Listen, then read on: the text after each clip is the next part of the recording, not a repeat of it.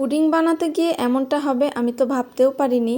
আসসালামু আলাইকুম এভরিওয়ান, কেমন আছেন সবাই? আশা করছি অনেক বেশি ভালো আছেন। তো আজকে আমি যেহেতু পুডিং বানাবো, তাই এখানে আমি 3 পোয়ার মতো দুধ ভালোভাবে জাল করে নিচ্ছি। দুধটা একটু বেশি ঘন করে জাল দিয়ে নিতে হবে। আর এখানে আমি নর্মাল টেম্পারেচারের 3টা ডিম নিয়ে নিয়েছি। আজকে 3টা ডিমের পুডিং বানাবো। আর এটা ফ্রিজ থেকে আধা ঘন্টা আগে বের করে রেখেছিলাম। আর 3টা ডিম নেওয়ার পরে এখানে আমি দিয়ে দিব এলাচির গুঁড়া। এখানে সাদা এলাচি নিয়েছি আর ওর বিচিটাকে বের করে গুঁড়া করে নিয়েছি। আর এখানে দিয়ে দিচ্ছি লেবুর রস। আপনারা চাইলে কিন্তু ভ্যানিলা এসেন্স দিতে পারেন, আমার কাছে ছিল না তাই দিলাম না। আর এরপরে নিয়ে নিলাম চিনি। এখানে আমি পরিমাণ মতো চিনি দিয়েছি। বরাবরই পুডিংটা ডেজার্ট হিসাবে আমার কাছে অনেক বেশি ভালো লাগে। আর ভালো লাগার আরেকটা কারণ আছে, এই ডেজার্টটাই আমি অনেক ভালো বানাতে পারি, আমার কাছে অনেক ভালো হয় আর বানাতেও অনেক ইজি। মাত্র আধা ঘন্টা সময় নিয়েই কিন্তু এই জিনিসটা বানানো যায়। আর এখানে সেই ঘন করে জাল দেওয়া দুধটা দিয়ে দিলাম। তবে একটা ব্যাপার হয়েছিল কি, আমার কাছে একটা ছোট ভুল হয়ে গেছিলো, যার কারণে পুডিংটা বানাতে গিয়ে একটু সমস্যার সম্মুখীন হয়েছিলাম। তো এখানে আমার মিশ্রণটা রেডি করা শেষ। আর এরপরে আমি বানিয়ে নিব ক্যারামেল। আর ক্যারামেল বানানোর জন্য এখানে আমি নিয়েছি 3 চা চামচের মতো চিনি।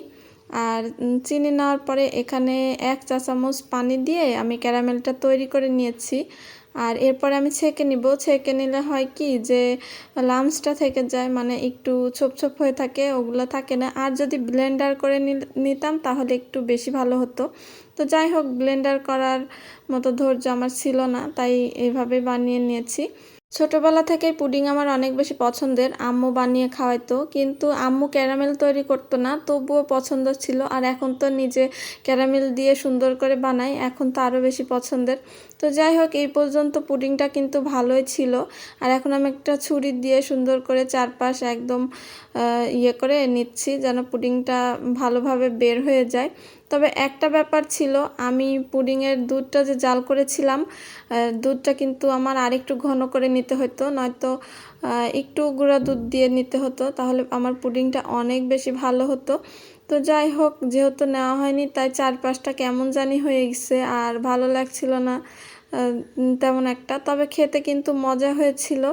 আর পুডিংটা কিন্তু একটু নরম হয়ে গেছিল, আর একটু যদি শক্ত হতো তাহলে ভালো হতো। বরাবরই পুডিং আমার অনেক বেশি ভালো হয়, তবে আজকে কেমন যেন একটু হয়ে গেল, একটু নরম থেকে গেল। আর আমি তুলতে গিয়ে এই জিনিসটা লক্ষ্য করলাম যে ঠিক মতো উঠানো যাচ্ছে না, কেমন জানি নরম নরম লাগছে। তবুও পুডিংটা অনেক বেশি মজার হয়েছিল, কারণ আমি এখনই খেয়ে নিব। আজকের ভিডিওটা এই পর্যন্তই। ভালো থাকবেন সবাই, আল্লাহ হাফেজ।